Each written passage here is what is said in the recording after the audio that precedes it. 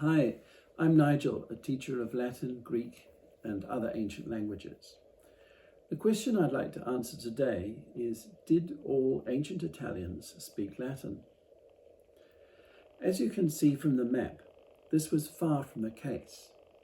Early on, Latin and its close relative Faliscan was confined to a small area near Rome. Greek was widely spoken in the south, following the establishment of colonies there, and Etruscan, a language unrelated to any other except Rhaetic in the north. Messapic was related to the languages of Illyria across the Adriatic Sea, where Albanian is now spoken. That leaves the Sabellic languages, South Picene, Umbrian and Oscan, which were related to Latin in the Italic branch of Indo-European. Sabellic speakers moved south before 1000 BC, dividing into various groups and gradually occupied central and south Italy. The name Italy is probably of Oscan origin, from Vitelliu, meaning calf, so the land of cattle, Vitellia terra. This name was used by the Greeks to refer to Calabria and the far south, before its extension to the whole peninsula. Vitelliu, Latin vitulus, is related to Greek etos, earlier vetos, meaning year, so strictly means a yearling. As might be expected, many place names in Italy have Oscan or Umbrian origins. Probably most famous is Pompeii, which means the five in Oscan,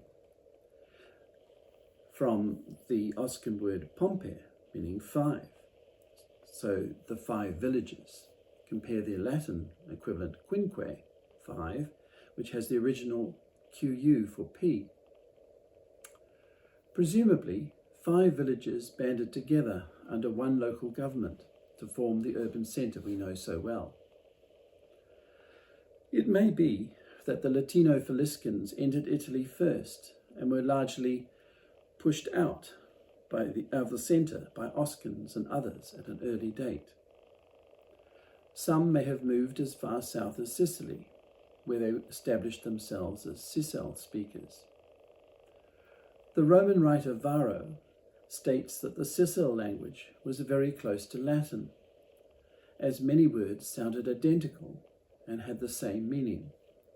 For example, oncia equals uncia, or 12th part, inch. Lutra equals lutra, which means otter.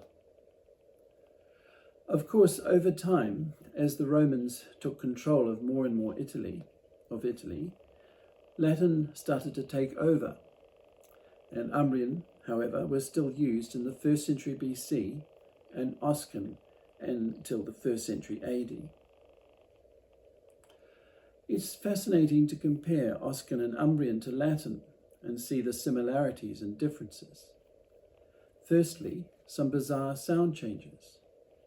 Voiced aspirates BH, DH, and GH become F, not only word initially, as usually in Latin, but also word internally.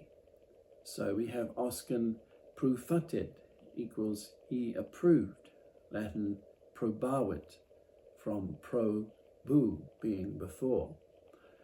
Then we have mephii, meaning in the middle, Latin media, from medhia. As if this were not enough, the cluster NS became F much of the time as well. So we get nerf, from nerents, accusative plural of Indo-European chner, meaning man. Sounds a bit like Smurf, doesn't it? Latin, if it existed, would be Nerones. Think of Nero, the emperor. Other examples are Oscan, stife, means standing, from stiens, Latin stans. Umbrian zersef,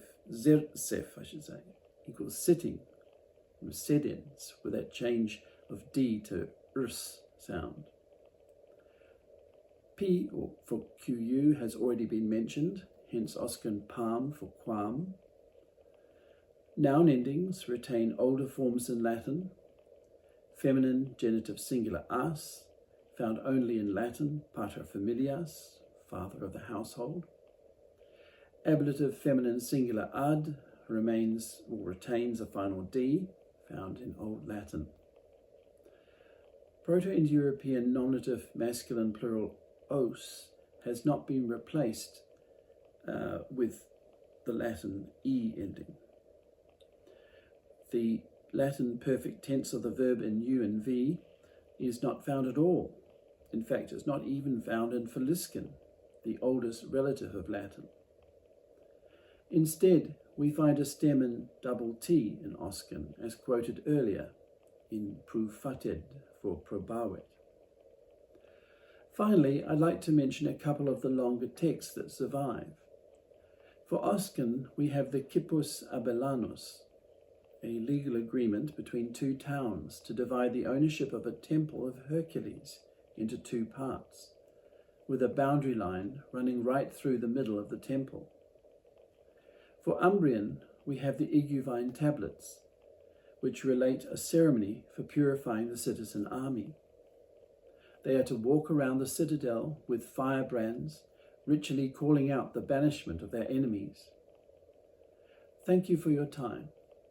Do subscribe to my channel, and if you'd like to learn more about Oscan and Umbrian and go through the texts, or simply to learn or extend your study of Latin, do contact me at www.ancientlanguages.school, and please subscribe to my channel.